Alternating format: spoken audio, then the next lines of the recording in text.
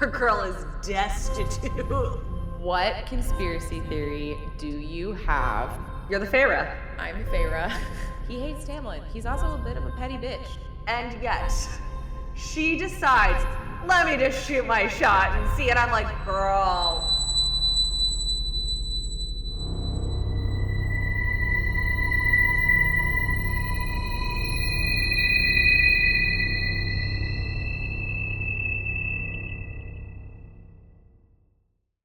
Hi. Yay. Welcome back, friends. Thanks for Welcome coming to back. another episode. Yeah, thanks. This is our first episode we're recording since we've actually launched the podcast. Whoop, whoop, whoop, whoop, whoop, whoop, It's been whoop. so fun. Like It it's has been it's been cool seeing like we've actually had like strangers listen. It's so cool. It's very cool. Yeah, like Ariel sent me like a screenshot a couple weeks ago where she was like, "Corryn, we have our first fan who we don't know." Yeah. And, like, it was very exciting. I remember running into the like next room and like telling Jeff just like, "Hey, there's other people listening," which is like really exciting.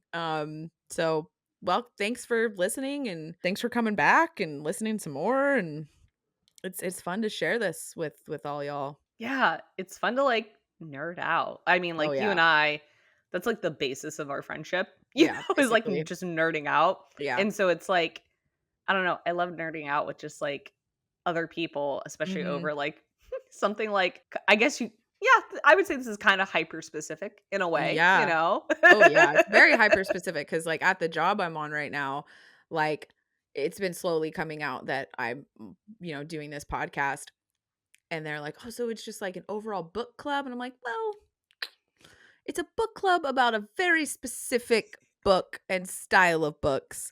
And, our industry is so male dominated that most of the time I'm Yeah. speaking to a bunch of dudes. But I mean, it's been very well received from the people at work. They've been very supportive and very sweet. And, I've been trying to make sure they realize that like it's for everybody. It's not just for the girls, That's been very cute. But yes, they're like, no, this is like hyper specific. Like we aren't just like randomly choosing books. Like it's like, no, this is an ACOTAR podcast. About So yeah. Faye and some smut Mhm.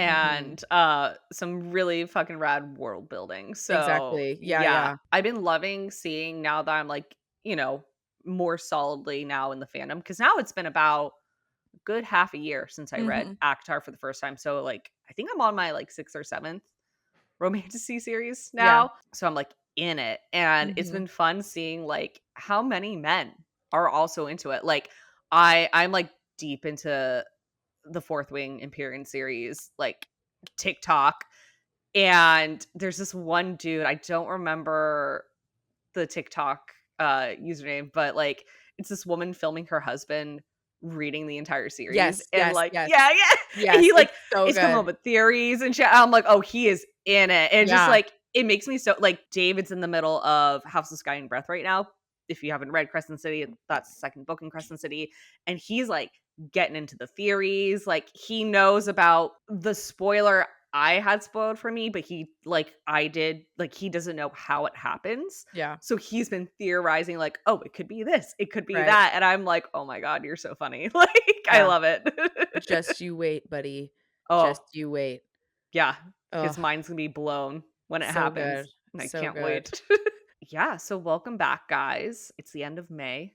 And actually, I feel it's a nice little segue into what my Cauldron Save Me Mhm. of the week is. It hasn't happened yet. It's hopefully going to happen tonight. If you're a fan of Taylor Swift, you probably know what I'm talking about. Tonight is the AMAs, and everyone is clowning that she's going to announce something tonight. At this point, I have clowned a lot in the past and have been let down 99% of the time. This woman has literally spelled out AMAs in multiple places at this point, like on her website, in a tweet, like the eggs are egging, as the fandom likes to say. So it's something's happening. We don't even have confirmation she's going to be there tonight. But she has left too many Easter eggs to make us think that something is happening. Mhm. So I've told Corinne, I'm like, "I gotta be done by this time recording because I gotta shower and watch the AMAs because I will not miss it, especially if she announces the re-recording of my favorite album of hers. Yeah. I would be heartbroken if I missed Mm. that." So, Mhm. yeah, that's my Cauldron Save Me. Either I'm gonna be very happy tomorrow or very sad. Yeah. So and if it doesn't happen, we are truly all clowns. I know this fandom knows about Yeah. clowning because we all clowned for May 5th and So hard.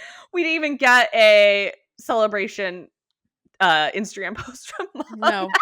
Which Yeah, like we got look, nothing from her, which was, like, kind of, like I remember you and I talking about that of just, like, yeah, not even, like, a thanks for the acknowledgement. years or, like, anything, like, nothing, Yeah. which, like, I'm not mad at her for it, I'm just sorta like, No. "Girl, what are you cooking over I there?" mean, hopefully it means she's like deep in the trenches of writing, which like That's I hope we're, like, in editing stage. It's hopefully. not even like she's, like, finishing and trying to it's like she's editing. Like, I that would be fucking magical. Oh my god. Truly.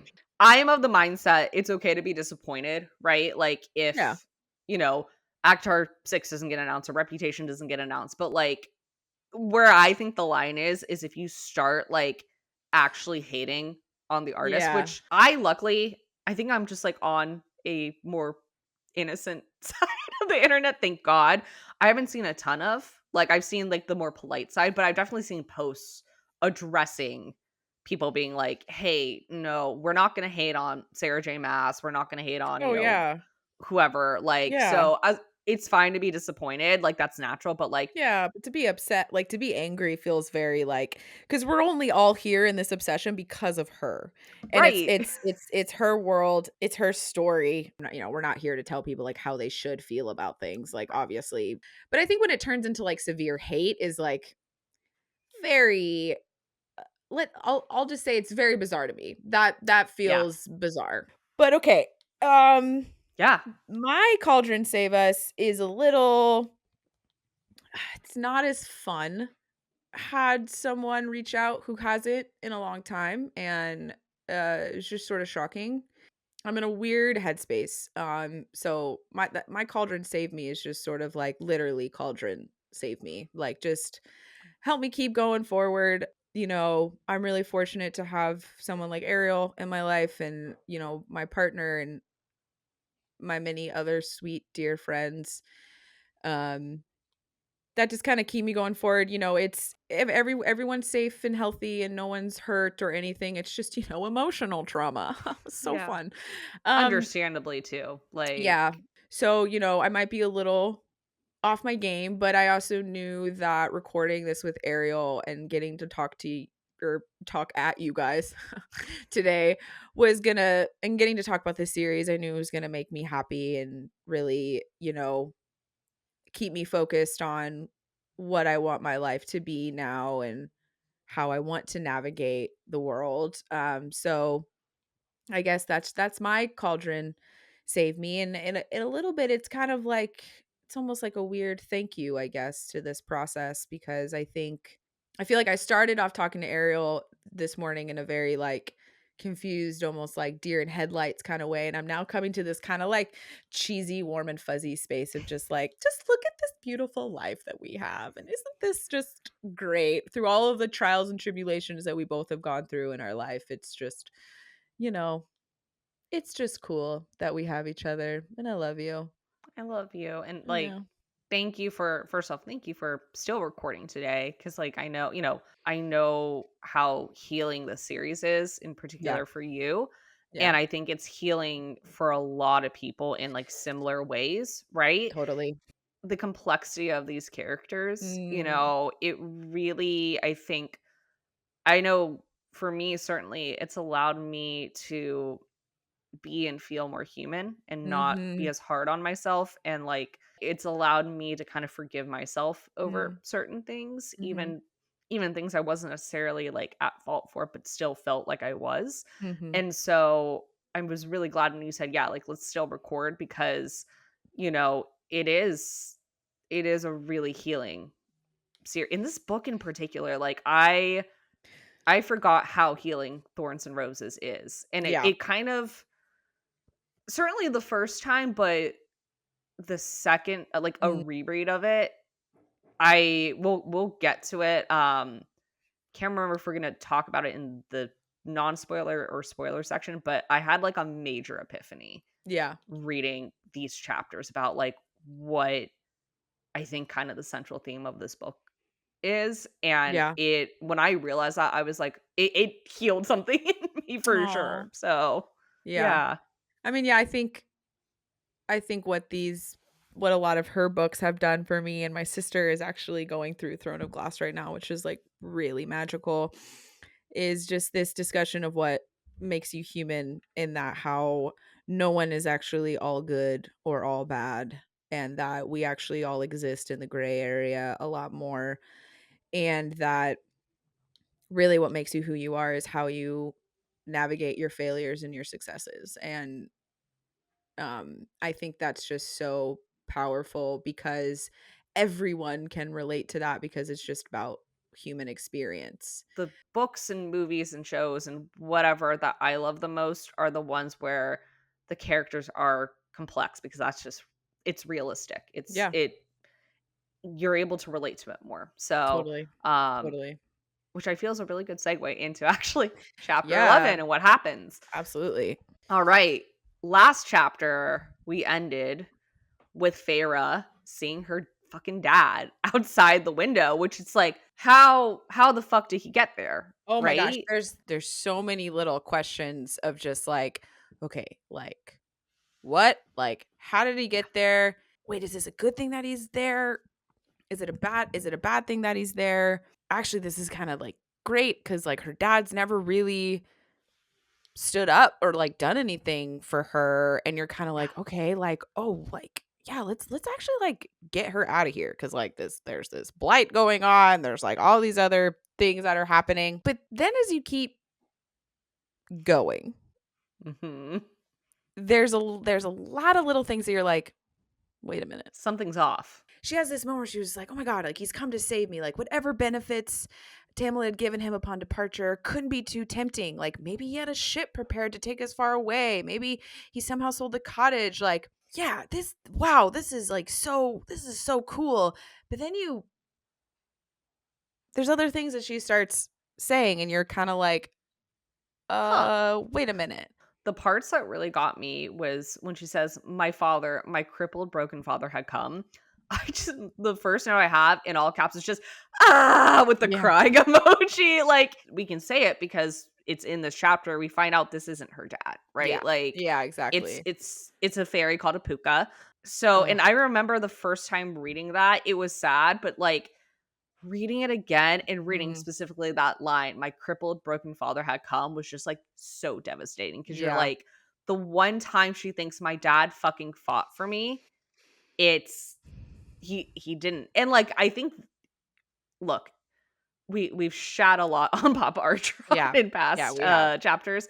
I think it's reasonable he didn't because, like, Oh, I don't even know how he would yeah. know how to get to Prythian. Yeah. So, it's reasonable that he didn't, but it's still heartbreaking, Oh, right? yeah. I know for me though, that line, the "my crippled broken father," that was actually one of the first things that made me be like, "Wait a minute. Actually, how did he get there?" Mhm. And then there's all these little things of like she clocks what clothes he's wearing, and it's like he came from winter. She even says, like, he can borrow like, she layers on so many I clothes. know. She's like, he which, like, again, reminds us she's always thinking of others Oh, before yeah, I know. herself. Yeah. Well, also just like survival. Like she's always so ready to just be like, okay, yep, what Yeah. do I need to do to make this thing happen? But yeah, she's like, the horses must be farther in. They must be like, she even like does a little line where she says like his eyes were clear for once. And I think like that was Yeah. one of my last things when I read it, where I was like, I don't think, like, I literally wrote, girl, there's no way. Yeah. I'm just Yeah, like, no. there's literally like no way. Like she's clocking all these things, but she's like brushing them aside. Yeah. And kind of what it feels like to me is it feels like that little kid moment when you're in a situation, let's say you're going to camp, and it's like first night of camp and you're sad and you don't want to be there. And what if your parents showed up to like take you away? Yeah. In that moment, you would be so happy. Like I literally wrote, It's that little kid moment when you just think your parent has come to solve everything, even though they really shouldn't. Yeah. It's that Yep. little brief little kid moment where you're like, "Please just take me away because this moment of emotion I'm having right now is super icky and I don't wanna experience anymore." But you also know at a deep, deep, deep down level that your parents shouldn't be solving this moment, you Right. know? Because in reality, it would not be good for any of them if her dad was actually there to come take her No. away, right? Like, it would No. not be good. Like, oh my god, like, someone's gonna die at that point, like, right? Like, we've even Absolutely. talked about in the last couple episodes how, like, we actually feel like Tamlin's being pretty forgiving, the fact that he's not killing her or anything, Yeah. like, the fact that he's like, "This is how I took your life, that's how we can do this." So it's like someone's gonna die for sure. There's no way. So it's that weird thing where and she's ignoring all these signs that it's, like, pretty obvious, like, at a certain point, it's like, there's no fucking way it's her dad.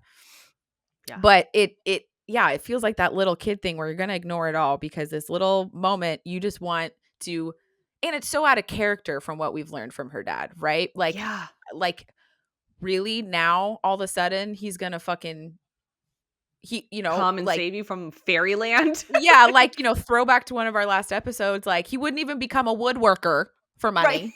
And Yeah. now Yeah. and now he's gonna, like, scale a wall to, like, come get Yeah. her, but it just feels like that little kid of, like, you're just Well, hoping that they're gonna be that person for you, and they're not. yeah, I'm so glad you brought up, like, that analogy of, like, the little kid at camp because, like, there's another quote we'll get to in one of the later chapters, but, like, I think it's a good reminder Feyre is still so fucking young. She's only 19, which She's I know is, like, 19. legally an adult, and it was, like, for Prythian times, I guess, because it's even though we live in a fantasy world here, it's, like, insinuated that this is almost like a medieval type era, right? Like there's not any modern tech.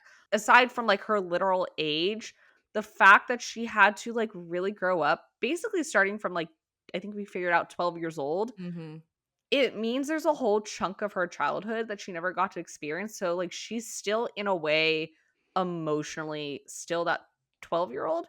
And I think it makes it that much more sadder that like she is that kid who's like, "Oh yay, dad came to pick Yeah. me up," right? Yeah. And it's not her dad.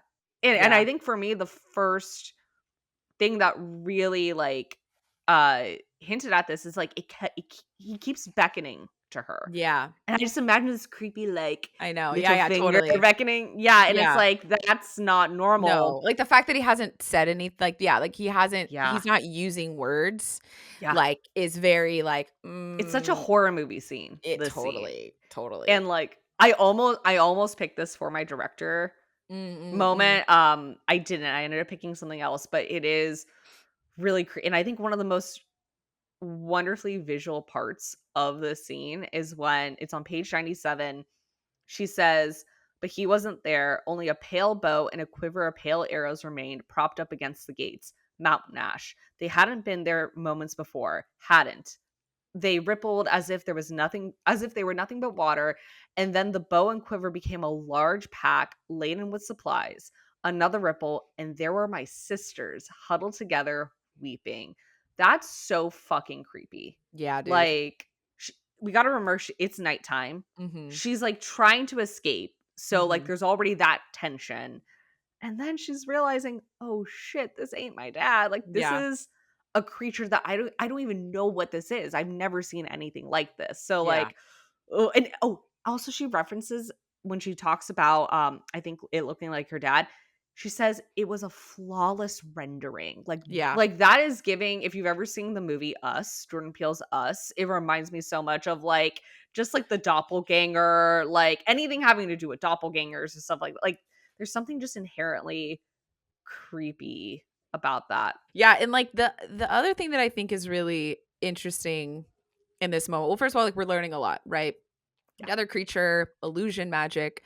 And yet again, another creature that we don't actually know what it looks like. Like the bog, we don't really know what it looks like. Puka, we don't actually know what it looks like, which again, Yeah. fucking terrifying. We also learn that the puka is actually like comparatively like not that bad of a creature. Like Yeah. Tamlin tells us this, but the fact that this creature would still eat her slowly and painfully. Like, you're like, okay, so Chill. cool, awesome, love that.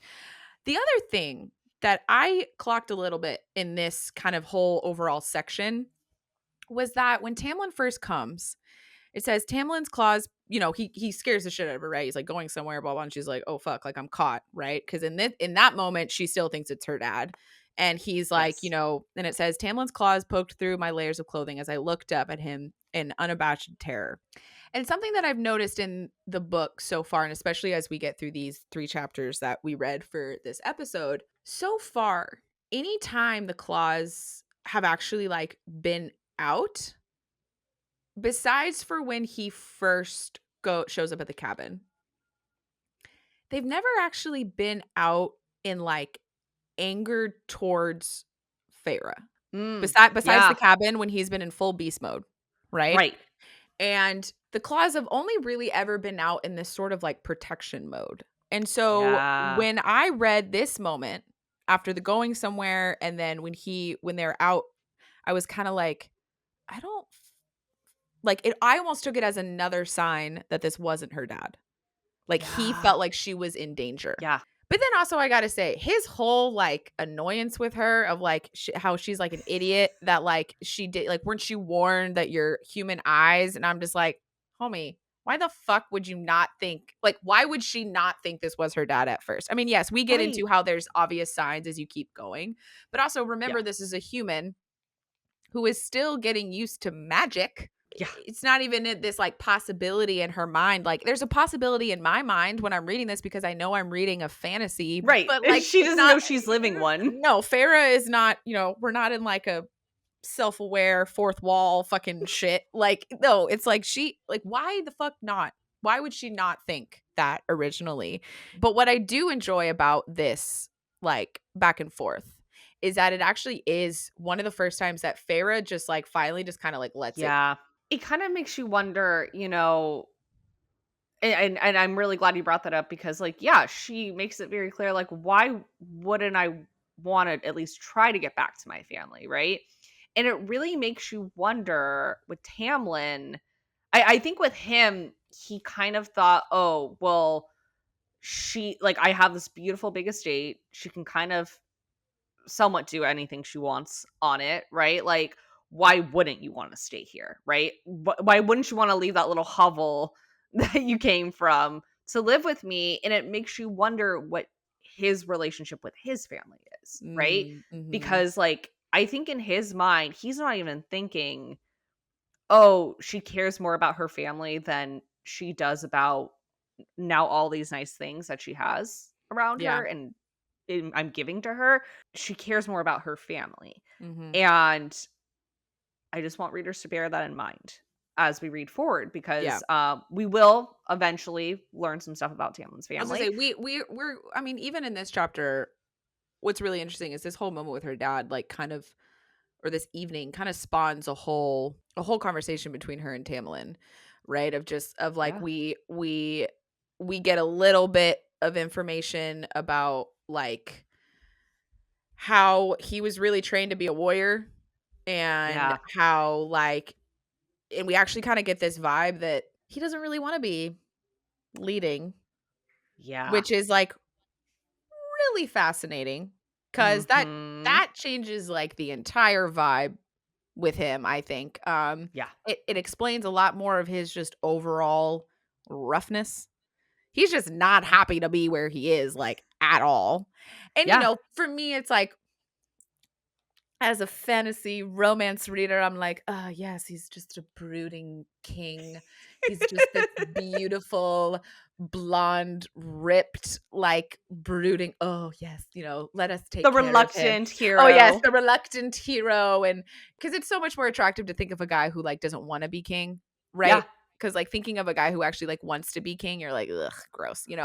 But this is, Yeah. like, so much hotter because 'cause you're just like, Yeah. "Oh, but look at him, he's just doing what needs to be done." Actually, for Feyre, it is like a little bit like that, and Yeah. to the degree of she actually kind of feels like it, almost like she's starting to feel like a semi, maybe like kindred spirit with Yeah. him, because there's sort of this like we both kind of got stuck into these situations that we don't want. you're the only one who sort of put their head down and decided that they're gonna fix it because you felt like you had no choice. And so, like, You're gonna he's gonna lead because he has no choice. Feyre is gonna feed her family because she has no choice. So, I mean, I think this we're starting to get more actual conversations between Tamlin and Feyre, and like kind of like real ones, because we're also Yeah. getting more information about things that are going on. Also, this is when we learn that her family is being completely cared for. Yeah. Yep. No, that's a big moment. We still don't know all the details Right. of it because she says, I'm sorry, Tamlin says they are cared for, they're fed and comfortable. And then she says, then my vow to my mother was fulfilled. My life was now owned by the treaty, but perhaps I'd been freed in another sort of way, which is such.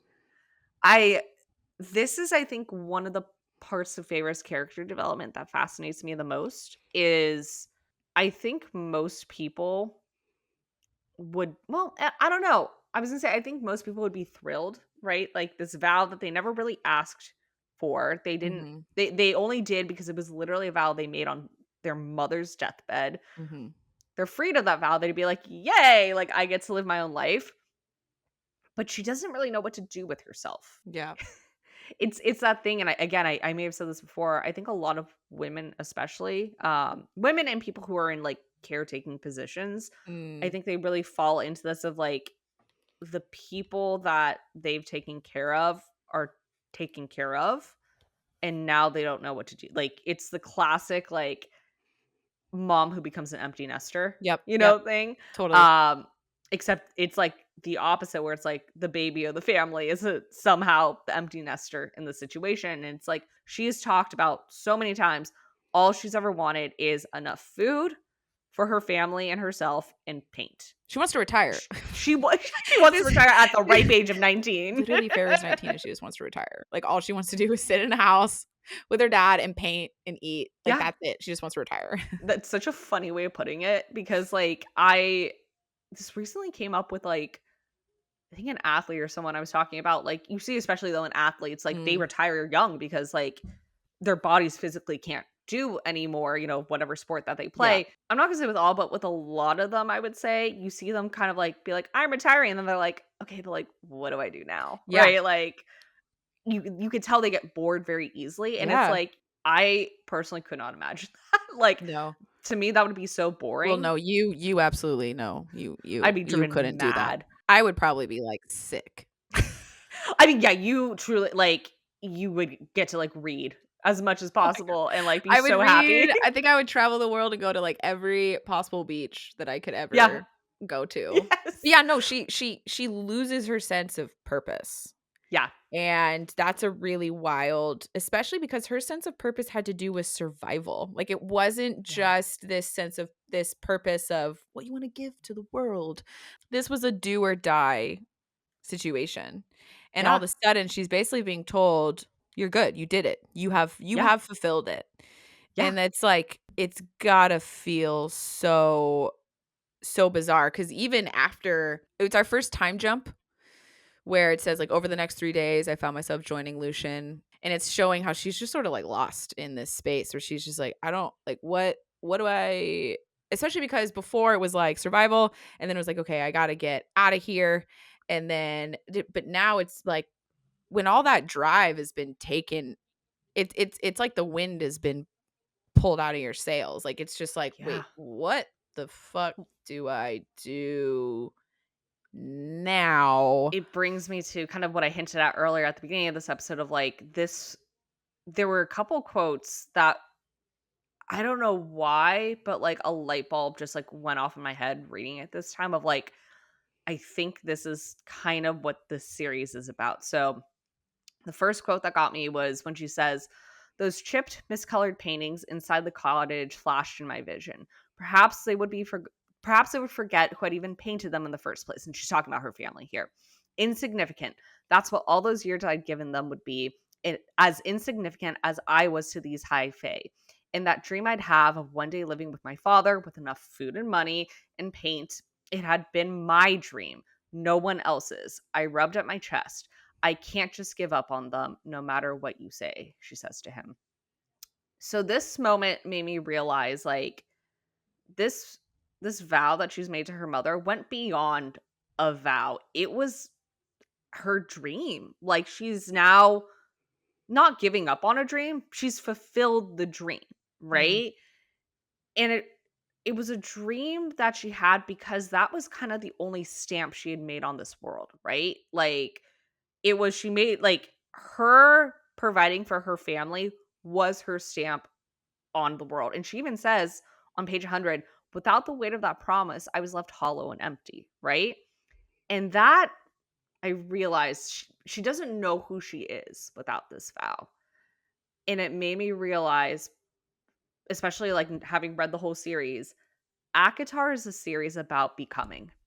And it makes so Mhm. much sense because like I think especially at like I think Sarah J. Maas very intentionally picked the age of 19 for Mm. her because that's usually when people begin to become who they really are. Like obviously they don't stop becoming, Right, but like right.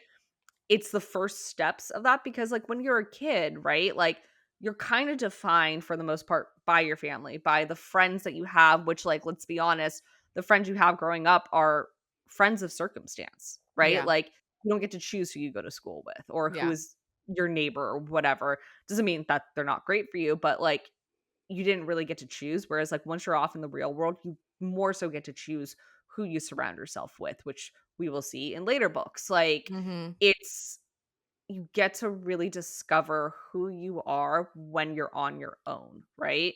Again, another reason why I love this series so much is it came to me in my life in a moment when I was in a moment of becoming. And it's cool getting to see and also made me reflect on when I was 19. I think 19 is a really, really specific age, to be Yeah. honest. I so love how you, pointed all that out because one of the biggest things that I clocked in these 3 chapters specifically was her continuous use of the word insignificant. Yeah. It happens in every chapter, and it's this moment each time. I feel like it goes hand in hand with what you're saying with the becoming, because there is clearly this fear that Feyre has of not mattering. She so wants to matter to someone that she doesn't even care if it's because she's a threat. She just wants to be a big deal to somebody. But it does feel there are moments to me where it does feel like it's also like in the broader sense of like she wants to make some kind of a difference because now that this purpose of saving her family has like gone away, she's just like the fuck? Like, what do I do? But yeah, I think all of us can really, really connect with that of not, no one wants to be insignificant. Everyone wants to matter to somebody or to the world Mhm. or to a group of people. Like, even if you don't want to, solve world hunger, like, you still want to make a difference in some way. And it's Right. like clearly to Feyre, I think this vow gave her this chance to be significant. It was Yeah. just for her family, but it was like she was making a difference in some way. And Yes. now that that's gone away, what is she now? And especially when she's in this world of Fae, these powerful, fucking powerful creatures like, there's all these little things in this collection of chapters too where it's like she's kind of like, "Oh shit, like he's still really powerful even though his magic is not at full force." Like, Yeah. the size of his beast form, like all these things. She's just constantly reminded how she is just this weak little human. And now this big purpose that was like her being a hero has been completely taken away and it's Yeah. done. Like I feel like she kind of descends into an interesting place in these 3 chapters that we wrote for this week. She Um does. Well, yeah. and I think what's so interesting, I'm so glad you brought up like I didn't even notice how much that word was used and Yeah. like that the fact that insignificant is brought up is very significant. Haha. Yes. Well, and I think what's interesting is it's actually very now thinking about it clearly juxtaposed by someone who is we still don't know exactly who he is, but we know Tamlin is of some major significance. Significance. Yeah. And we get a little hint of that towards kind of the end of this chapter where he says, I spent most of my life in my father's war band on the borders, training as a warrior to one day serve him or others. Running these lands was not supposed to fall to me. Mhm. And what's so interesting about that is he is someone of prominence, but doesn't want to be. And so Mm. you get this person who is so desperate to have any even a shred of significance, Yeah. right? And then you have someone who is so significant who kind of almost seems like I don't know if I'd say he'd want to swap places with Feyre, Right. but he certainly doesn't want the duty that comes and God, again, like you, I'm kind of like realizing these things Mhm. like both of these polarities involve a lot of responsibility, Yeah. right?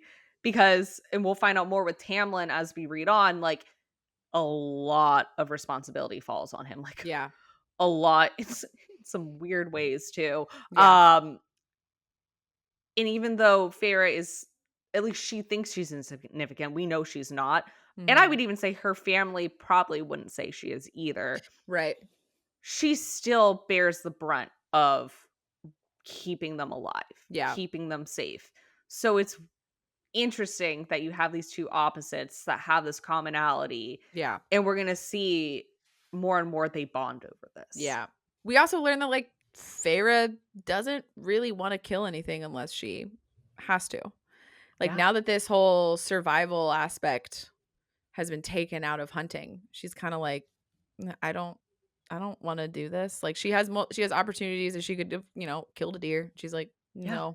She's not really a killer when you think about No, it. Like, exactly, she's not. It's purely out of, uh, necessity and survival. And then we also get this little moment between her and Lucian where, you can tell Lucian, like, is worried about his friend, and we learn that Tamlin's kind of like a brooder, you yeah. know, which, yes, please. And, but we also get this kind of moment of learning that Tamlin is kind of brutal. Lucian's like, he would probably shred them for disobeying his order to stay away, and she's like, he'd be that brutal. And Lucian's like, you don't hold on to power by being everyone's friend. And among the fairies, lesser and high fae alike, a firm hand is needed. We're too Yeah. powerful and too bored with immortality to be checked by anything else. Yeah. And she even says, like, it seemed like a cold, lonely position to have, especially when you didn't particularly want it. And I wasn't sure why it bothered me so much. Yeah. This little portion actually holds to me like a lot of shit. You're Yeah. like, okay, so fuck. So he potentially might be like a little bit of a tyrant. We don't really know, but it sounds like he can be pretty rough. The fact that Lucian, who's like his closest friend, is still like lightweight scared of him, Yeah. not always the greatest sign. But also this, we're too powerful and too bored with immortality to be checked by anything else. I feel like that sentence is kind of reminding us why a lot of these immortal characters are really physically violent and Yeah. brutal. Yeah. Because when you're not worried about dying of old age, even like normal wounds that humans would die from, Fae are not going to. Them dying is a hell of a lot harder than it is for us. Yeah. And so when you are navigating the world with that in your head, it actually makes sense that violence would be the only way you're really gonna like listen to people. Because you're kind of Yeah. like, bro, like, fuck you. Like, my life is very long. Also, just like the reminder of immortality. Like, your life is so Yes. long, and the boredom of immortality, and Yep. how when you get that bored and you have lived that long, I've read enough fantasy books where you kind of start understanding these like 1,000-year-old villainous immortals who do the most awful fucking shit that you would not excuse, but you're kind of like, I mean, I get how he got there. He's been Right. alive for 1,000 years. And, stuff you might have been entertained by when you were younger probably feels real old hat by this point. So just this it's just I just feel like this sentence is like really important to kind of just like remember, even when you maybe leave this series, because it's just like we're dealing with immortal beings, and people talk about how violent some of these books end up getting, and you're kind of like, well, if we really want to go to this in a realistic standpoint. I was gonna say, the first thing that popped in my head, because we know with any fantasy, but especially I think with like Sarah J. Maas's series, she's really talking about things that actually happen in the real world, just through the Mhm. lens of fae and fantasy and whatnot. And our real world version of immortal fae are people in power. So politicians, celebrities, public figures. The first thing my mind went to when you thought when you said that was currently the Diddy trial Oh is god. going I on. was yeah, I had a sneaking suspicion you were going to say that. It's so beyond the imaginable. Mm. It's so horrible. Mm. And the reason he did it. And again, this is not to there's no justifying the things No, he has been alleged to have done. the money and the power. It's the money and the power. It's the human form of immortality, Yeah. right? Like that is our version of immortality. Is you get to a certain point of power and success and fame that you get bored. He did cuz he could. Exactly. It's just a reminder that yes, while we're in this fantasy world, it's based on something. Woof. Yeah, it's gonna Yeah. take me a little bit to recover. Because I mean, no, I mean, I think that's it's a very uncomfortable but kind of interesting connection. I always just kind of love it in fantasy books when you actually get reminded of like how old some of these characters are and how it would fuck with your psyche. It's a tale as old as time, Tale as old as time. Which is perfect for this book. Yeah, exactly. But yeah, so we finished this chapter with one of Farah's first nightmares. But it's interesting because like in many of our other episodes we keep talking about how like, well, she did skin his friend, and then she has this fucking terrifying dream, right, of her skinning this actual humanoid form, Yeah. which is just utterly disturbing and terrifying and kind of incredible from an imagery standpoint, but just like Yeah. real fucked up. And I think it's this other little moment of like this single act will haunt her forever. And just this other further proof that like Feyre is not a killer. It's showing her evolution, right? Mm, I personally think Feyre at that moment in her life still would have killed a okay, Fae, but at this moment, after she's gotten to know Fae on a personal level, interesting. she's like, I feel bad because we actually have more in common than I thought we ever would, Yeah, like right? now that they're actually becoming more human to Yeah. her. They're Yeah. not just these like faceless demons in a story. Now that like she actually is getting to know like, oh, like we have some similarities here. Yeah, that's a good point. It's this idea of like Feyre views Fae as predators, like she Mm, views wolves, yeah, right? Or any other type of predator. And now she's saying, oh, they're actually civilized, right? yeah, I mean, I think she knew they were civilized, like in terms of like wealth, but like yeah, they have feelings and emotions and you can talk to them like you could a human, right? yeah, Even though she still isn't like that on board with Tamlin. She's kind of getting on board with Lucian at this point, but yeah. like not even necessarily because she wants to. It's again survival. She sees even more of the humanity in Tamlin in chapter 12, right? Mhm. Where he comes back from hunting the bog and he's hurt and she helps him mend his wounds. This chapter for me personally was like so fun because like it Yeah. feels very classic fantasy romance moment where like, oh, the brooding tough guy is hurt and not, but Yeah. she's gonna help him and she's gonna touch him. And it's like that moment in like freaking Pirates of the Caribbean at the end, Yes. when she's wrapping his hand when he like cut his palm with a knife. It's very sensual. It's very sensual because they're touching and like they have to be close and it's also like a vulnerable, you're being vulnerable to this person Yes. romance novel wound cleaning moment. Love it. Like, It's very anytime I see things with hands in terms of like mhm. romance novels, it's very like Jane Austen to me Yes. of like Pride and Prejudice, Mr. Darcy clutching the hand, Oh, yeah, the like after the yeah, yeah. But what's also really funny, I think, about this chapter in general is I think it does both. she's resistant to it. Well, but you're also very much being reminded about actually, like, how fucking strong this guy is, because Right.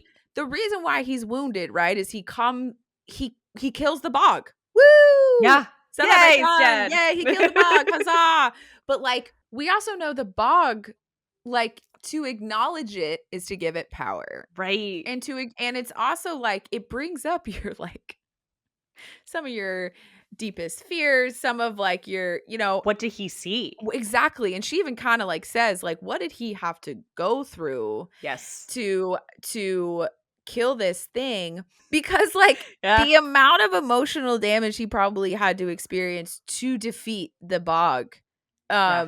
is, like, pretty pretty terrifying, honestly, Yeah. and, like, you're really like, "Oh, shit," like, "Tamlin, like, are you You okay, are buddy? you okay?" Because, like, Yeah. this is scary, like, I think I even wrote, yeah, that, like, "What? The bog does what? Like, this thing fucking sucks." Like, oh, yeah, because I think later in the chapter you, like, discover that, like, the bog actually will, like it, like, clogs, like, Faye's, like, arteries to Oh make them, yeah. or not clogs, it actually, like, it stops their healing. It Yes. slows down their Yeah. healing so that they can bleed out, and I was just like, "The bog does what? Like, these things Yeah. fucking suck." Like, so yeah, so it's all very scary and rough, and I, like, so realizing how strong this fucking guy has to be able to do that is, like, terrifying, but then he still needs to, like, come Have his home little and hand. have his little hand wrapped, and it's so Yes. so I feel like it's this, like, back and forth, and also when he first comes home, he is in full beast form. Yeah. And, she says stuff of, like, the space, like, felt cramped like a cage. Like, he's so big that when he's walking towards her, like, everything gets eaten up, and and it's like, it's scary because you're like, right, this guy's fucking huge. She says he'd killed the bog and walked away relatively unscathed. If Tamlin was that powerful, then the High Lords of Prythian must be near gods. Yeah. Like, if he's able to do this, like, oh my god. Well, and it's also kind of every girl's, like, bad boy dream Yeah. of where, like, he's this big bad beast when he's outside the house and he's protecting his place. But when he comes home, he's like a little teddy bear and he needs his partner. Yes. Like, it's Well, totally hits all those things. And here's sh- this, like, huge, broad, like, blonde man who can fucking take care of business, yes. with these, like, dreamy green eyes, and, like, yeah, she's gonna clock his fucking hair in the sun. Like, yeah, you're Yep. going to. Well, what was really funny is, like, when he first comes back from killing the bog, I literally write, I'm like, "Clothes in shreds, hot. Muscles smooth, hot." Like, 'cause she says I don't know. his clothes were in shreds, long vicious slashes that made me wonder how he wasn't gutted and dead, but the muscled skin peering out beneath his shirt was smooth and unharmed. I mean, honestly, I think these are the moments where there's something, like, a little wrong with me, because I was like, you're, like, happy that that's me, like, she's saying his muscles are smooth and unharmed because this means, like, it's your proof that, like, he hasn't been shredded. And I'm over here Yes. just like, hot muscles. I love it. I heard that when you said that, it reminded me of Stefan from SNL, where it's like Prythian's hottest nightclub Yeah. is Tamlin's house. Like, it's got everything: ripped muscles, shredded clothes, a wounded hand that you'll have to wrap and blush over. Oh. But I think also, I love that at the top of this chapter, after her nightmare, her response is like, "I'm just gonna go do something." Like, if this is Right. not the most female moment, like, that's such a woman thing of, like, "I had a Yeah. bad nightmare. There's nothing I can do about it. Let me find something to hyper focus on. I'm gonna go make a map." Yeah. Yeah. I'm gonna make it. Well, and it's really important because we find out here she can't read. Yeah, she can't read, she can't really write, Yeah. She and can read basic letters, she she can says, read but basic letters, and she can write enough to sign her name, but it's, like, kind of, and I think, but I just love that like, I literally wrote, like, "No nightmare can keep her down." Like, yeah, and I know she's using it to, like, distract herself, But this also, I'm sorry, this just feels like such a classic woman thing. Like, I know when my mom used to have like bad, like unsettling dreams, she would get up and just like make her list for the next day. Like, it just feels so female, like, I'm just gonna go do something. And I think it also shows this thing of like she still cannot let go, that she's not trying to escape. Like, Right. like and she's even acknowledging it. Like, she literally says, like, I can't fully let go of this like survival instinct. Like, I Yeah. can't. So it's like she wants to have this moment of, or she wants to have the power of knowing where everything is, knowing where Yes. she's going. This is also when we get a repetition of that Nesta's voice is like the voice of judgment in her head. Yep. Anytime that she says something judgment to herself, it's always Nesta's voice, which I think is like very fascinating and very like, Yeah. I think we can all relate to that, of probably the most judgmental person in our life. That is their voice in their head. At Yeah. least I'll speak for myself. I know that is true for me. It's just it I think that's an interesting little thing, and also we come to, a Corinne favorite sound moment, Yay! which is probably kinda shocking. Both of my so I Yeah. have 2 this week. Overachiever. I'm such a I just ugh, and, they, as always, are probably not the ones you expect. I love that, though. I love that you picked the unexpected ones. This one was because the sound I can, like, hear it, and it's a sound we all can hear, Mm. which is, page 104, and she says, "I crept down the main staircase, moonlight flooding the black and white tiles of the entrance hall. I reached the bottom. My bare feet silent on the cold tiles and listened." And I know she says that it's, our bare feet are silent on the cold tiles, and, like, yes, bare feet would be very quiet on cold tiles, but I still kinda hear the, like, The the pitter-patter of the it. pitter-patter or the almost, like, whisper sound Yeah. that kinda happens, like, Yeah, yeah, yeah. it's like the whisper of, like, calloused feet, Yeah. and Feyre has calloused as fuck feet. She's Um, got some gnarly she's got feet. some gnarly feet, bro. But, like, because all the running and the hunting and the things and her shitty shoes and all that Yeah. stuff, but, like, I don't know, I can just I actually, and I don't know if it's just me, but, since my formative years were in Florida, it was a lot of barefootness in my Mm. life as a kid, and we grew up, I had tile in my childhood home in Florida, and so it's like, I can hear that little pitter whisper that is very Yeah. telling of, like, tile, and I think you're Yes. right. I think what it is that also, like, I would love to just do the Foley for this because it's, like, a very specific, like, sound. The sound moments that I pick so sound really cheesy, but, like, they kinda pick me in the sense of when I'm Yeah. reading it, if I have this, like, physical reaction, that's why I pick them, Yeah. because, like, I can hear them in my head, or it, like, gives me Yeah. this feeling that I think is really cool, and I mean, I just think that's, like, the power of, like, the overall, like, the written word and, like, what have you. But yeah, it adds richness to the experience, I think. And my other one, which actually kind of, like, perfectly leads us into the sort of, like, next portion of this chapter, right? Because she has this night with Tam. There's a lot of little, I think, important relationship building things that I think happen between Tam and Feyre in this whole hand fixing It's the first moment, time they and really bond. it's the first time they really bond, and, like, oh, she even he sees her map, and that's when he kinda learns, like, "Oh, you can't really write or anything, like, Yeah. can't you?" And he's like, "Wait, so you can't write, yet you learn to hunt or to survive. How?" And she says, "Well, that's what happens when you're responsible for lives of other than your own. Um, you do what you have to." I think she's partially saying it because I think she kinda knows that he knows what that feeling is, Yeah. because she's already been given this kind of gift, or not gift, or she's been given this information from him that he's a leader and he doesn't really want to be, and he even kind of does the, like, you aren't what I expected for a human, and it's just that little, like, ooh, what's, oh, bonding, It's kind of a double-edged compliment, I it guess. is it is very much a double-edged compliment. But, like, my next sound thing is very much, it's the next section where she ends up overhearing an argument between Lucian and Tamlin. Yes.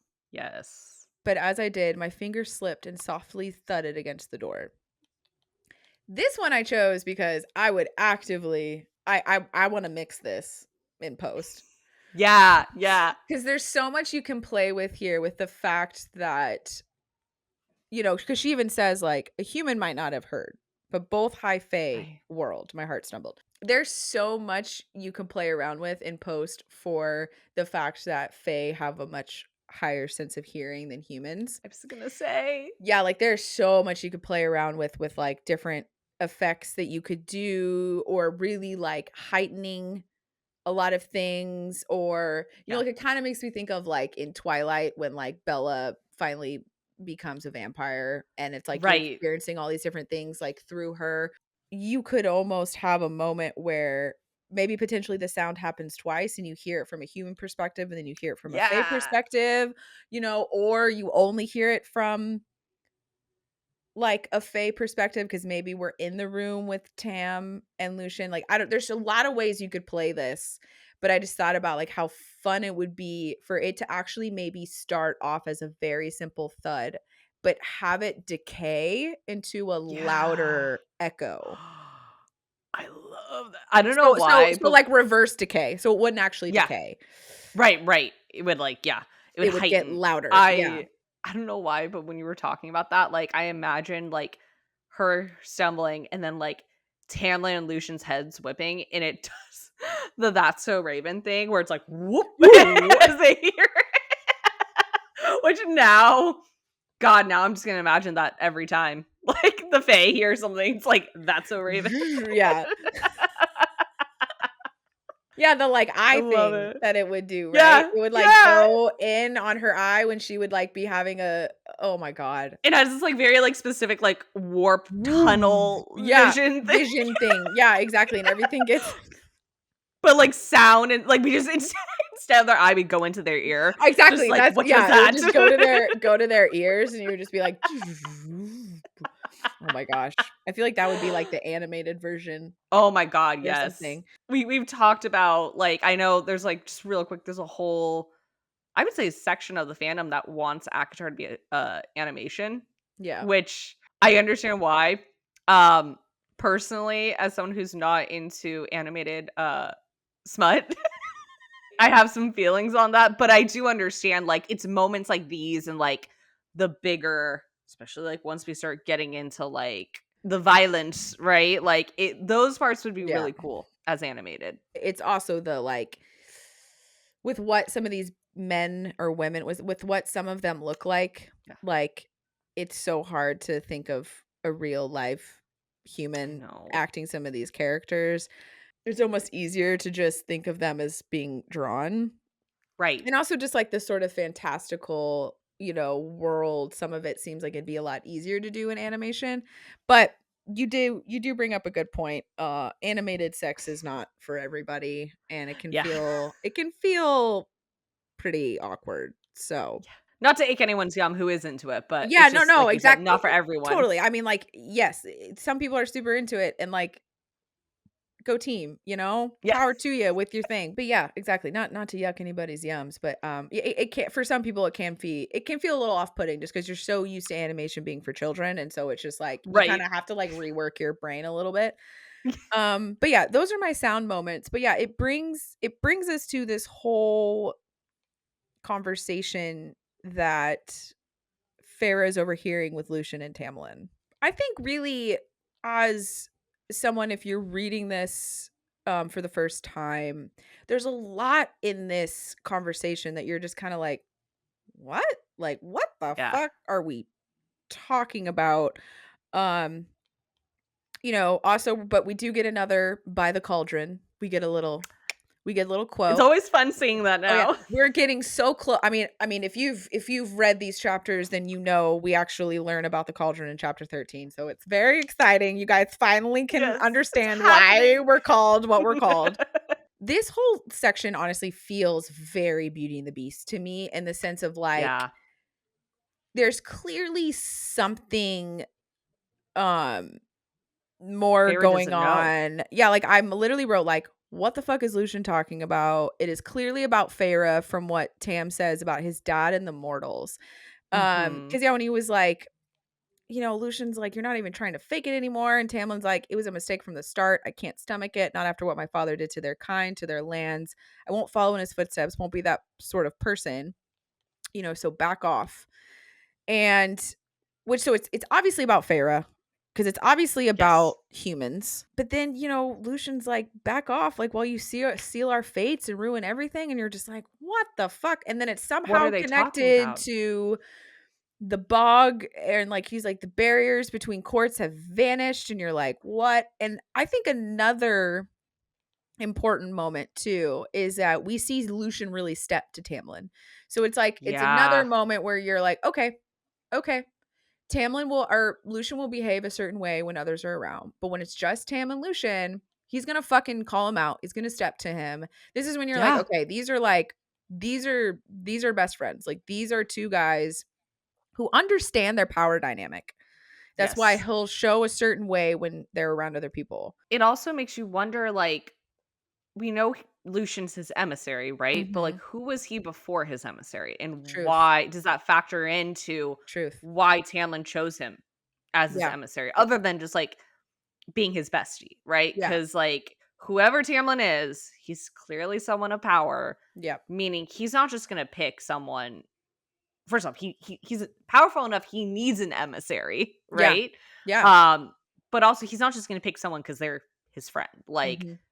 there's something in Lucian's background that makes him qualified for this position Yeah. and a step to Tamlin. Yeah, exactly. And I think it's always important to clock these moments when like these sort of powerful creature or people, whatever, have that one person who's still going to call them out. And so it Yep. makes you very, because also Fair is starting to like Lucian. Yeah. So it's sort of that like, well, if you like Lucian, maybe you could like this other person. But yeah, but it's all this conversation that is just very, for us currently as a first time reader, is very confusing. Yeah. And also, there's another insignificant moment, she says, "Because I was no one and nothing to them." So there's another little Yeah. moment where she's like, "I don't matter." We actually get this really funny, cute flirting experience back and forth between these Yeah. two. He finally thanks her for the hand. He explains that the bog, like what the bog's bite will do. He's impressed with like her wrapping skills of his hand. Also, he has this little moment where she was like, "I figured out how to do this through a lot of trial and error." And then he's like, "Has anyone ever taken care of you?" Which Yeah. is kind of a moment. And Yes. she says very simply, "When we missed, I didn't eat. So learning how to aim was the first thing I figured out." Like there's just Yeah. so many things here where she's just like, she's very matter of fact. She's like, "Well, this is just kind of the way it had to go." She also says like that, it was no trace of the hollow cold war of the night before, or even the angry Fey noble, just Tamlin right now, it seemed. Yeah. And that's another like, okay. So she's clocking though that there are different aspects of his personality. Also, he calls her out on the kitchen knife. He does. He calls her out on the kitchen knife. He's like, "So when are you going to use that?" And she's like, "What?" And then he goes, "I could smell the fear on you more than anything." Another reminder of Fey abilities, which is whatever. But he gave me a crooked smile, more genuine than all the fake smiles and flattery he'd given me before. It feels like to me that very like high school crush where it's like it's kind of like you're negging each other, Yes, right? totally, Like totally. and it's because you have a crush on each other. Yeah. Like that's what this is. Yep. Yep. Which is Absolutely. funny, with Feyre it makes sense because again, she's 19. Mhm. We don't know yet how old Tamlin is. We will find out, and all I'm gonna say is he's old. So it's Yeah. just like it's really funny thinking like you're an old man and you're Yes. acting like a fucking like high school football player who's like, hey, when are you gonna use that knife on me? Yeah. And like won't actually express his real feelings. Emotions. Yeah. Yeah, no, exactly. It's like our first sort of like actual enjoyable moment between these Yeah. two, where it does feel like it's just Feyre. It's just Tamlin. She even kind of clocks the way he says her name, like feels kind of intimate. Yeah. And then basically Lucian forces Tamlin and Feyre to hang out. Once again, the Lumiere of, It's the so good. gang. Yeah. It's so yeah. Yeah. And, well, and Tamlin, he offers to take her on a hunt, and Mhm. she's like, "I don't like hunting," right? Mhm. And so he says, "Okay, like, I'll take you to my study then," which leads us into chapter 13. Well, she requests it. Yes, she does request it, and I think that's interesting because it's like we see, especially in this chapter, like, she kinda almost has a little bit of a maybe not fear, but, like, she definitely gets self-conscious about the fact that she can't read, Oh, right? yeah. And so it's interesting that that's where she requests to go, but we find out it's because she's trying to learn how to write so she can tell her family not only is she safe, but hey, there's this fucking blight you have to worry about, right? Yeah. She even says, like, though my father had said never to return, though my vow to my mother was fulfilled, I could at least let them know I was safe, relatively safe, and warn them about the sickness sweeping across Prythian that might someday soon cross the wall. There was only one method to convey it, because remember, like, she can't go back. Like, if she does, either Tamlin or someone will try and kill her, or something out there will try and kill her. So Yeah. it's again another survival thing that Yep. she's doing. We also get more info about why she can't read. Yep. So she says on page 113, "It wasn't entirely my fault that I was scarcely able to read. Before our downfall, my mother had sorely neglected our education, not bothering to hire a governess. And after poverty struck and my elder sisters who could read and write deemed the village school beneath us, they didn't bother to teach me. I could read enough to function, enough to form my letters, but so poorly that even signing my name was mortifying." Which, like, I think it really, again, I don't wanna focus too much on it because 'cause we've talked about this a lot Mhm. in the last few episodes, but, like, it really hones in 2 points, right? The first being how impoverished they were Yeah. after their mom died, or after their dad, lost everything, but also how little the family really cares about her. Like, Nesta and Elaine prioritize looking good, you know, by society standards, because they don't think that the village school is, they think it's beneath them, Mhm. right? Like, over their little sister learning how to read and write. Like, Yeah. that's really fucked up. And Yeah. even their mom, when she was alive, when they had money, not hiring a governess, like, it just shows how neglected Feyre has been this Well, just entire they time. she education was not it was not important. Like, it Yeah. wasn't, and I think it was just because, like, her mom was so focused on just, like, marrying off her girls for, like, being pretty or, like, whatever. But then you have to wonder how Elaine and Nesta learned how to read. Well, no, Clearly, they they had some learned at education. school. Yeah, no, True. Yeah. often in, like, the rich families at a particular time, they would have gone to school and still had, like, a governess at home who would have, like, Yeah. helped them with homework and helped them with, like, some of this stuff. 'Cause, Right. like, when we were kids, like, you still needed your parents to help you when you were reading and, like, do that kinda stuff, if Yeah. you're fortunate enough to have your parents home with you. But, yeah, it was just, like, the focus of education was just not, and her sisters, they did not bother to help. And then we get to a very big moment, which is my directing writing moment that spans, like, I think 2 pages. Boop, boop, boop, boop, It boop, is boo. Feyre finds the Prythian mural in this study. And this is a very important part, I would say, in the entire series, Yeah. right? Because we really learn through this mural a lot of Prythian history. And I think it's so cool that it's a mural. Yeah. Like, it kind of makes me wonder if this is part of the reason. I mean, there's multiple reasons we'll see later that Sarah J. Maas decides to make Feyre illiterate. Um, I think there's definitely plot reasons, but also, like, this reason, instead of, like, reading a history, right, which we see in her other series, like the two main characters in Crescent City and Throne of Glass, like, they kind of learn the history of, like, what they're dealing with through reading. And I like that Feyre's is a visual thing, and it makes sense. She's a painter, right? So Yeah. when she finds this mural on page 114, she says, "It told a story with the way colors and shapes and light flowed, the way the tone shifted across the mural, the story of Prythian. It began with a cauldron," which is why we've named this Woo! podcast Cauldron Save Us.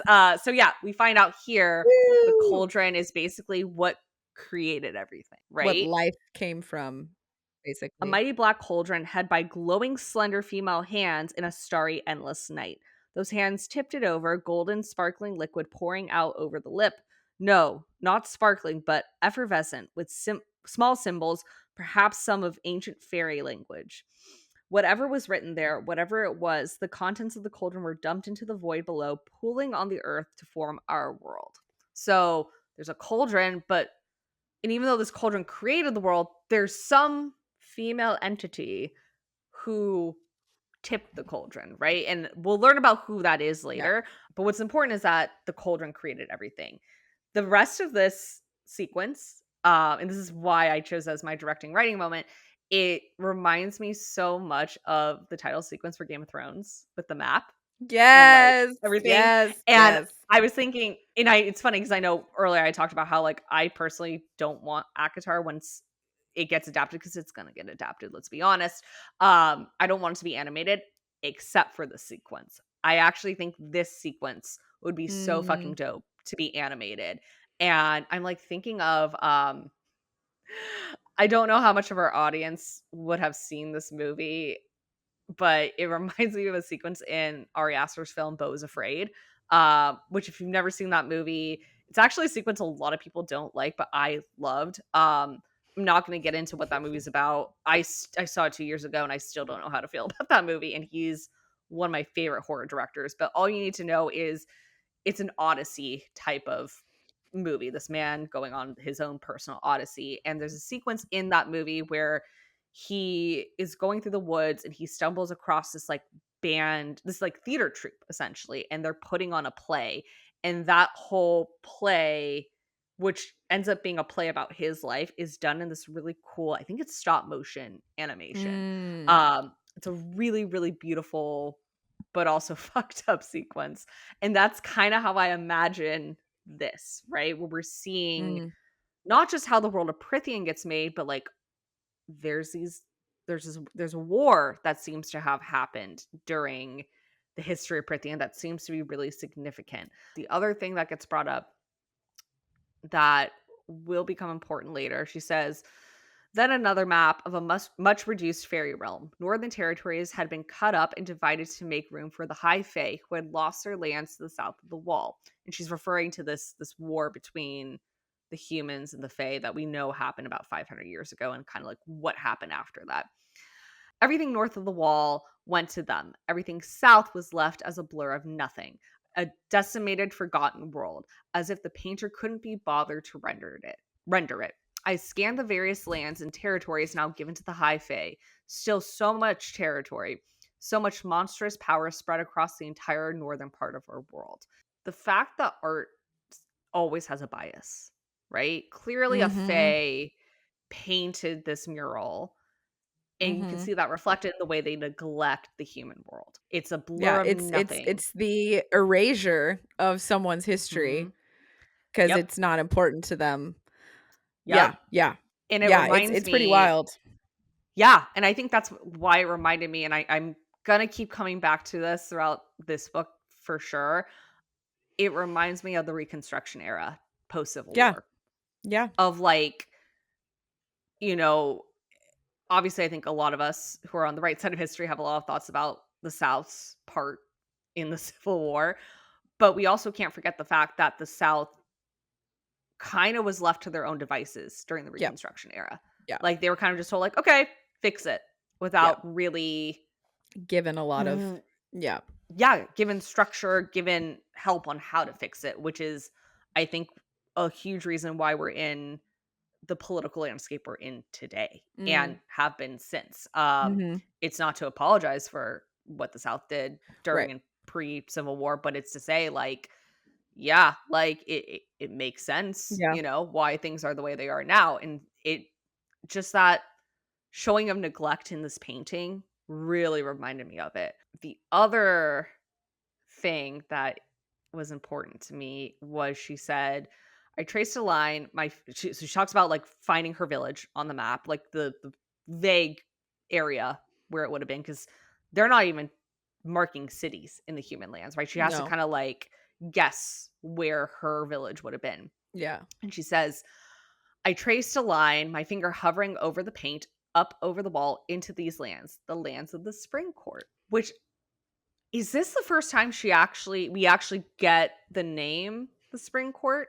Yes. That's what I thought. Yeah. So we officially know because we've been told in a previous chapter there's 7 different courts, right? And Yeah. she's named the courts, but we didn't really know which one it was. I think, No. context clues, Yeah, I obviously. think we could figure it out, but I think this is Yeah. the first time I feel pretty confident in saying that. Watch me be wrong, Yeah. but I feel pretty confident in saying that this is the first time that she's like, "Okay, I am in the Spring Yes. Court." Copy. Yeah. Yes. Yeah. Yep. So that was cool. And then one thing I think would be very focused on, and I won't say why yet, but it's a Oh. very big clue as to what is to come, is on pages 116 and 117. She says, in the center of the land, as if it were the core around which everything else had spread, or perhaps the place where the cauldron's liquid had first touched, was a small snowy mountain range. From it arose a mammoth solitary peak, bald of snow, bald of life, as if the elements refused to touch it. There were no more clues about what it might be, nothing to indicate its importance, and I suppose that the viewers were already supposed to know this was not a mural for human eyes. So there's this mysterious mountain in the middle of Yeah. Prythian, and I Yeah. think it's so interesting, and I think I always forget this, like, it's so desolate compared to the rest of Prythian. Right. Because and again, I will remind readers, if you have a physical copy of the book, there is a map of Prythian in it, and you can see up north there are other mountains too, which Yeah. will feature in other books. But those seem to have, at least based on this description, more character, I guess, to them. Yeah. Whereas this mountain is very mysterious. Yeah. And I think if I were directing and writing this, that would be a very big focus Yeah. of this scene, right? Like, I kind of picture, like, in this animated sequence, I would want to do, like, we go through the spring court. I just imagine like cherry blossoms flying through the air, and like we go to the winter court and just a flurry of snow, and the night court is just beautiful and starry, right? Mhm. And then we finally get to this mountain. I just like, funny enough, I'm like kind of delving into your territory a little bit with this. I just hear like the hollow wind whistling Mm. through the peaks, and Mhm. there's no snow, and it's just like gray and brown and just kind of, I don't even know the word for it, like, just looming and Mm. Mhm. scary, Yeah. really.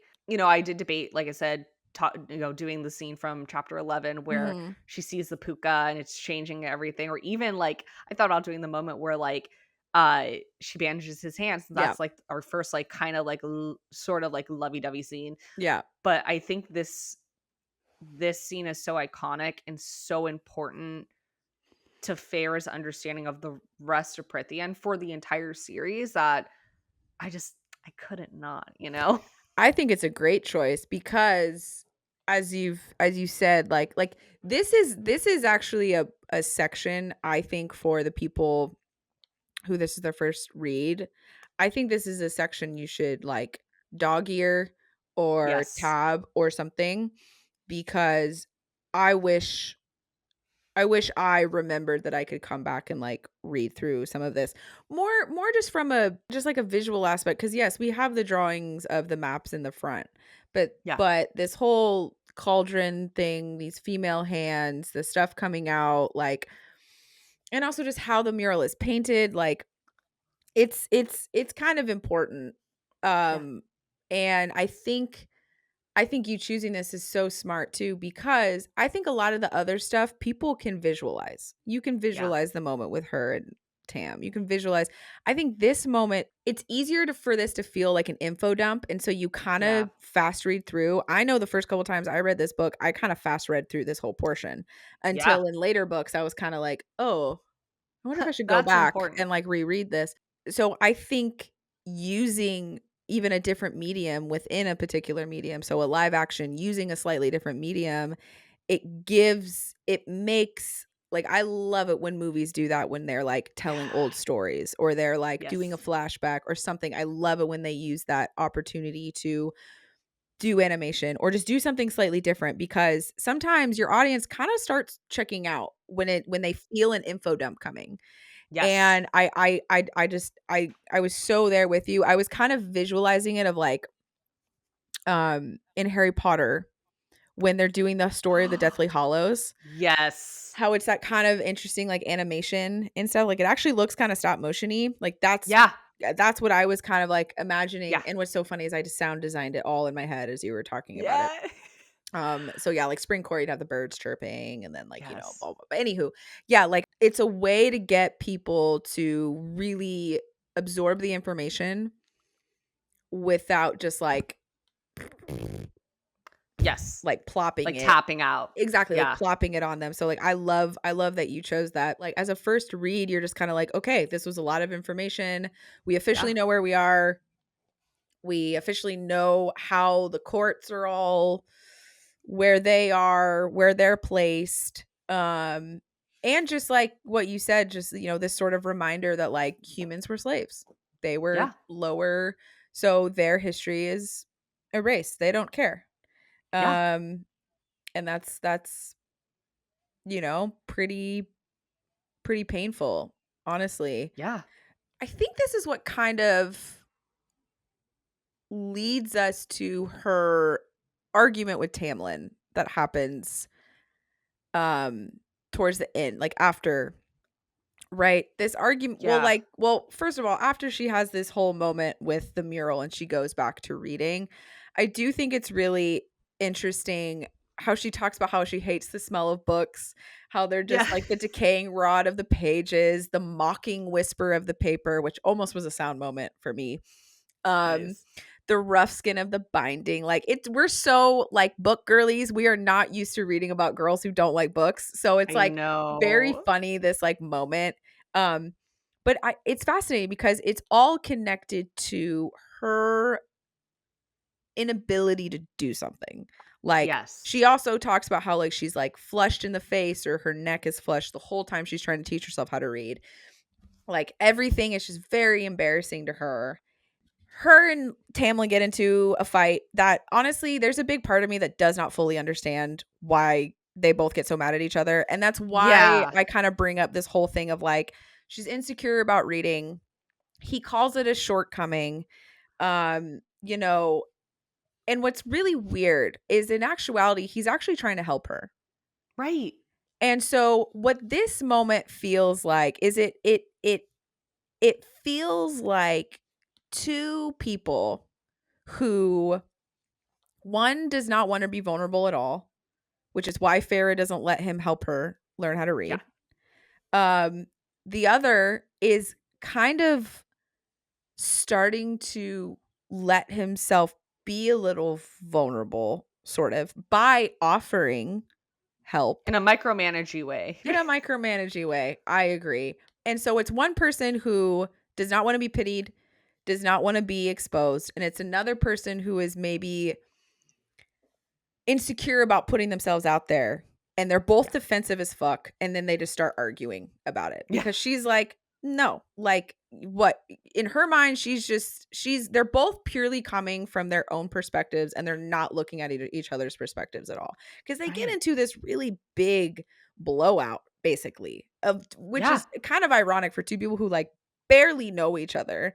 But she doesn't want his help because she thinks he's just going to make fun of her. He's Right. offended that she thinks he's going to make fun of her. He understands why she hasn't learned how to read, and kind of comes at her aggressively a little bit of, like, why the fuck are you insecure about this? Which we've all done to people that we care about, of Oh, just yeah. like, why are you insecure? You shouldn't be insecure about this, which all it does is make that person feel shittier. And then also, she's clearly still rubbed the wrong way by this map, because she kind Yeah. of, like, gets to the end of her thing where she's like, I thought of that smear of nothing that the painter had used to render the human lands and didn't have an answer, at least no one that was polite.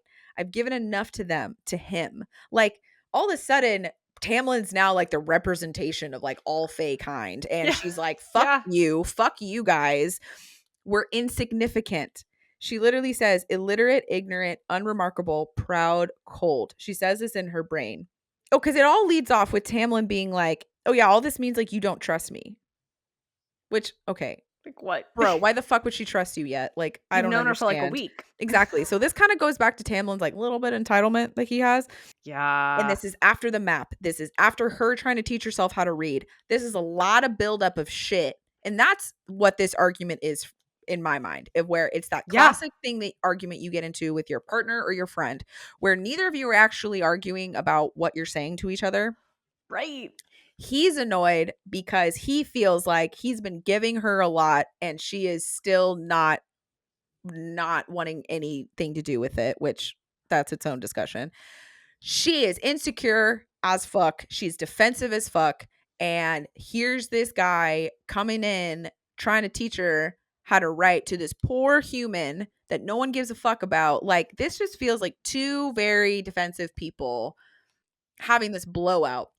And Yeah. honestly, it took me a while to understand this argument because it does feel like it kind of comes out of nowhere. But that is very true to arguments with your partner or arguments with your friend when Yes. it comes out of nowhere and you're like, how did it get this bad? It also shows that they're both hot-headed. It also shows that like she's not really gonna, you know, she's not gonna be pushed around. What's really funny is, like, the first thing she does, right, instead of, like, sitting and reflecting with it, is she goes to his best friend. Yes. Because she wants answers. And she She feels like wants no one's being answers. honest with her. And yeah, she needs like action. She's like, fuck it. I'm just, you know what? Fuck these people. I'm not Yeah. insignificant. I'm going to figure out whatever shit's going on by myself. Yeah. Well, and I feel like, and I think this is very subconscious of her. It is kind of to poke back at Tamlin. Oh, It's a little bit of a 100%. comeback of 100%. like, because she already knows he got angry once when those two came back together from the woods hunting, Yeah. right? And so I feel like, I don't think she's necessarily trying to make him jealous per se, but she knows that it would probably bother him. Yeah. And so she goes to Lucian's room and she asks him about the cereal. And she says, but if you were a cereal, how exactly would I trap you? And what's so interesting to me is he tells her, he says, Yeah. I'd probably have a weakness for groves of young birch trees in the western woods and freshly slaughtered chickens, and would probably be so greedy that I wouldn't notice the double loop snare rigged around the grove to pin my legs in place. Yeah. If I were insane and stupid enough to go after the cereal, I'd take a bow and quiver and maybe a knife just like this one, wink wink, and I'd be prepared to run like hell when I freed it to the nearest running water which they hate crossing. Then he goes on to say, I'll be conveniently hunting on the grounds, and with my superior hearing, I might be feeling generous enough to listen if someone screams from the western woods. So like, Yeah. they're in code, but in not very subtle code. Yeah. Here's how you find it. Here's the weapon to do it. Here's how you can protect yourself. And just in case you're worried, I'm going to be around. Yes. So I love this weird little friendship Yeah, me too. that they're creating. It's like, it's a friendship out of kind of necessity for her, at Yeah. least. Yeah. And even in a way, I would say even for him, because as we've established, there's like barely anyone in this house. The only other friend Yeah. we know he has is dead, right? Like, Yeah. other than Tamlin.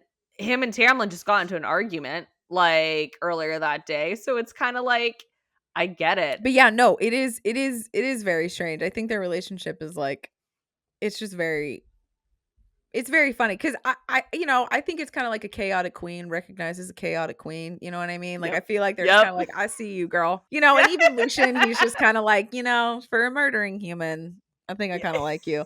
And also, in case anyone has forgotten, the cereal, the reason why she would maybe want to get the cereal is that the cereal is supposed to, if you catch them, the cereal is supposed to answer any question that you ask them. Yes. So I think it's It's Riddles 3. it's Riddles 3. And yeah, she's just annoyed. I feel like she feels very powerless and she's like, I want an answer. But it just feels like it comes off this very silly argument between. Yeah. Basically, to me, the argument they're having feels like they don't know each other well enough to be having this argument.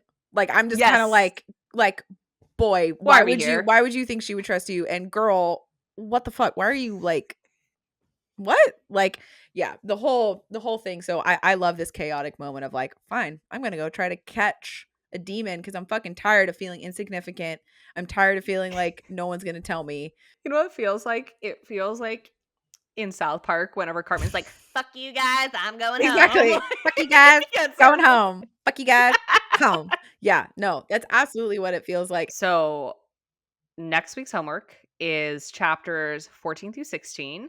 Perhaps we'll meet the Suriel during it, perhaps not. In theory, she's gonna live because we have a whole 4 more books after this, In but who theory, knows? who knows? Who It could knows? do quite a Um, turn. but yeah, so 14 through 16 next week. Mhm. For those who have not read more, we are going to say goodbye to you right now. For those Say who have read more, we will see you in the next episode. But before we go, one thing that we should remind listeners, if they feel so called to, is please subscribe Mhm. to the podcast and rate and review it. That really does help get this out to more fans of ACOTAR, more people who haven't read it, who have maybe been thinking about it. You can do that on Apple Podcasts, Spotify, and YouTube right now. We might be going on to some other platforms soon. I gotta figure that out. And also follow us on our social media. We have TikTok, Instagram, and Blue Sky. We're at Cauldron Save Us Pod on all 3. Also, if you have any questions or just want to say hi or whatever, you can email us. We have an email at cauldronsaveus@gmail.com. Reach out and say hi. Yeah.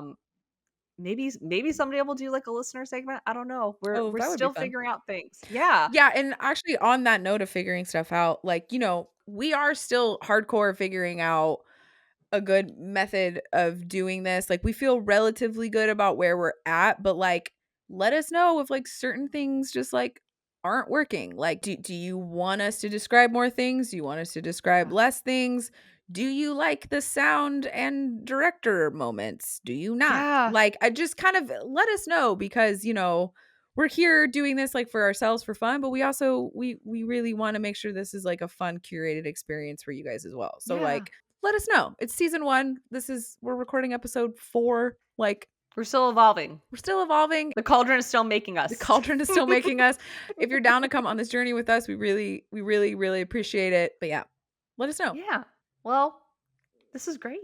It was As fun. usual. As usual. Great times. I love you. I love you. I love you guys. Mhm. And You're welcome. and we're sorry. Bye guys. Bye guys.